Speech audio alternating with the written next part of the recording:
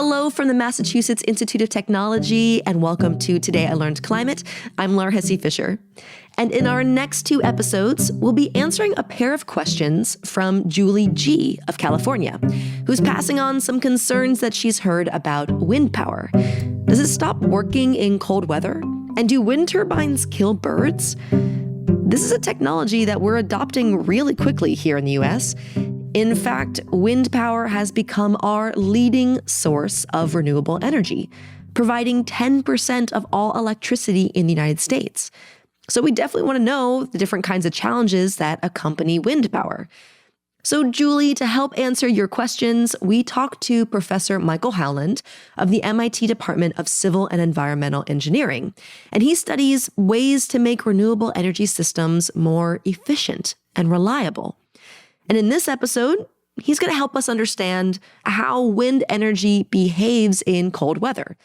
Do the wind turbines just freeze up? Wind turbines are a robust electricity generation technology that work on land, offshore, and in extreme conditions, including extreme cold. But if specific turbines are not appropriately protected for cold conditions, extreme cold temperatures can cause wind turbine blades to ice, where ice builds up on the wind turbine blades and affects the aerodynamics and the forces on the turbine. And that ice buildup can slow the turbines down or stop them altogether. So, for instance, you might remember the terrible Texas cold front in 2021, which took down electrical systems and led to the deaths of at least 240 people. Millions of Americans across 11 states are waking up without power this morning. More than 4 million in Texas alone. That state is seeing, as you said, an historic cold snap, and Marcus Moore is in Dallas with the latest. The cold snap sending power demands skyrocketing. More than 4 million people waking up in the Lone Star State without power. Officials imposed rolling blackouts, saying the lack of energy is due in part to frozen wind turbines in West Texas knocked offline. That was from ABC News on February 16th, 2021. And those early reports were true, mostly. During the storm, some wind farms did stop producing electricity because their turbines iced over. But that report also left a few important things out. Extreme cold weather can affect many parts of our energy system, not just wind power. And as later investigations would make clear, the biggest reason for the energy crisis in Texas that winter was actually not frozen wind turbines. Texas saw a much bigger shortfall in energy from natural gas, which supplies most of the state's electricity. Both the wind farms and the natural gas supplies failed for pretty much the same reason. They had not been weatherized for extreme cold. The primary issue with the wind turbines in Texas is that such extreme cold was not expected based on the historical record of weather, and therefore the developers did not weatherize the wind turbines. Wind turbines operate effectively in much colder locations than Texas, including Canada, Sweden, Alaska, etc. Yeah, right now, as you listen to this podcast, there are even wind turbines providing reliable power in Antarctica to help power research stations. These turbines have weatherizing technologies like water-resistant coatings and heaters to repel and melt ice. Turbines that are engineered in this way can keep working at temperatures down to negative 22 degrees Fahrenheit. And we use these technologies here in the US too. They're why the Great Plains, the Upper Midwest, and New England can make use of wind energy year-round. In fact, data show that wind turbines actually produce more energy in these regions in the winter. So in general, we can safely rely on weatherized wind power in cold climates. But it's understandable why Texan energy companies didn't weatherize their turbines. This stuff costs money, adding about 5 to 10% to the cost of a wind turbine. So the Texas experience in 2021 tells us something crucial about how we might want to plan energy infrastructure in the future. Since extreme weather is increasingly affected by climate change, we may need to revisit which locations require wind turbine weatherization.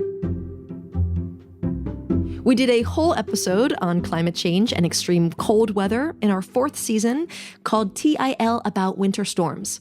And we learned that there are places, including Texas, that are likely to see occasional outbreaks of extreme cold weather as, on average, the planet warms. And energy companies in those places may need to rethink the cost-benefit of weatherization, not just for wind turbines, but for all their energy sources, and even the transmission lines that carry electricity from where it's produced to where it's used, because those too can get iced over or torn down in storms.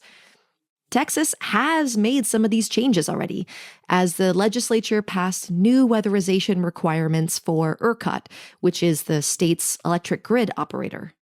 Ahead of a frigid forecast, the CEO of ERCOT says the state's main power grid is ready for high demand.